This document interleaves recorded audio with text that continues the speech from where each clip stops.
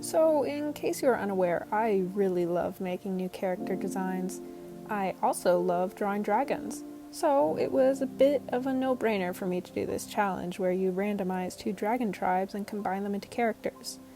I did not go with, I guess, the quote-unquote official dragon sheep list because I am lazy and didn't feel like finding it.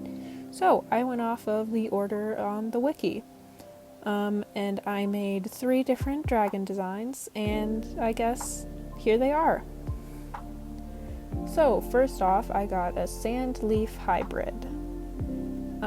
Why I love LeafWing hybrids is I find them very easy because you really just have to think of a plant that relates to the other tribe. And in this case, it was incredibly easy. Obviously, a well-known desert plant would be a cactus. So I was really inspired by these lovely cacti that have flowers around the top that look like a little flower crown, and I thought that was just adorable.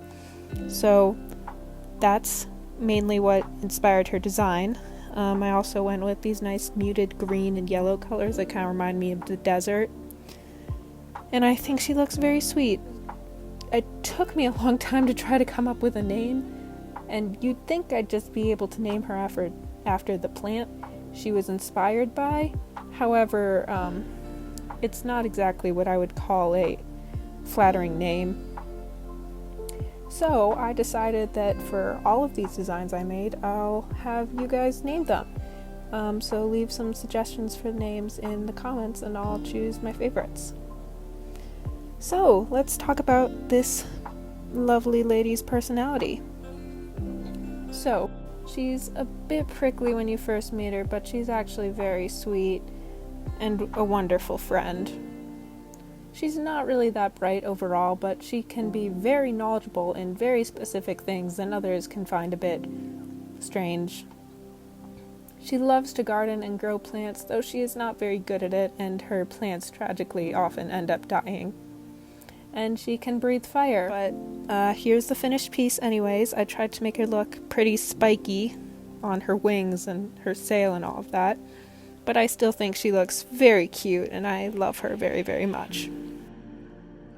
So the next dragon I got was much harder for me because it was a mud ice hybrid. This was a lot more difficult because these two are kind of polar opposites, pun intended. So the first thing I had to do was to decide if I was going to go with the IceWing's much more spiky figure or the MudWing's much more blocky or round figure. And as you can see, I went with the MudWing's because I don't usually draw MudWing's or like this sort of thicker, chunkier dragon shape. And I think that's kind of sad because it can be a lot of fun. So I think this is just a very pleasing color palette and I'm very happy with how the design turned out. His personality is that it takes a while for him to warm up to others and he can be very wary of strangers. He is very clever, but he does not act like it. And he can use frost breath only when he's cold enough and use fire when he's warm enough. Like normal MudWings, except with ice powers as well.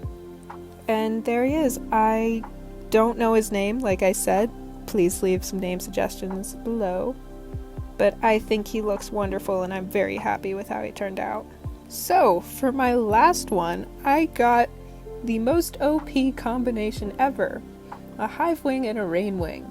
Right off the bat, I had to decide if I wanted them to be the most aggressive dragon or the most passive dragon in the world. And, as you can tell, I chose the most aggressive. Obviously, they had to be eye-blinding because HiveWings and RainWings are both very bright dragon tribes. Not to mention my other palettes that I'd used in the 2 other characters are not super bright, which I love, don't get me wrong. But bright colors can be so fun to draw. And another thing is I wanted this dragon to be very venomous and kind of convey that in their design. And in nature, a lot of venomous, dangerous creatures, like frogs or insects, are very bright colors, so it just made sense. They are an absolute terror. You mess with them and you are going to regret it.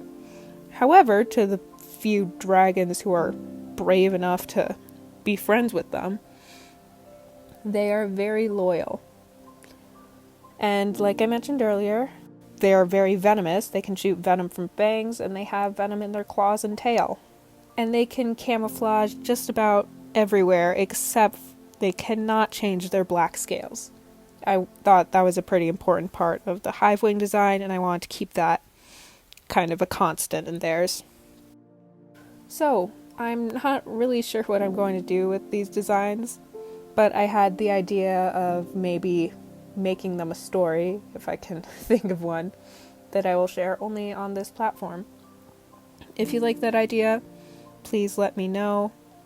If you have another idea for something I should do with them, let me know as well. I don't particularly want to give them away as adopts. And please leave name suggestions in the comments. I hope you all have a lovely day, and I will see you in the next video. Goodbye.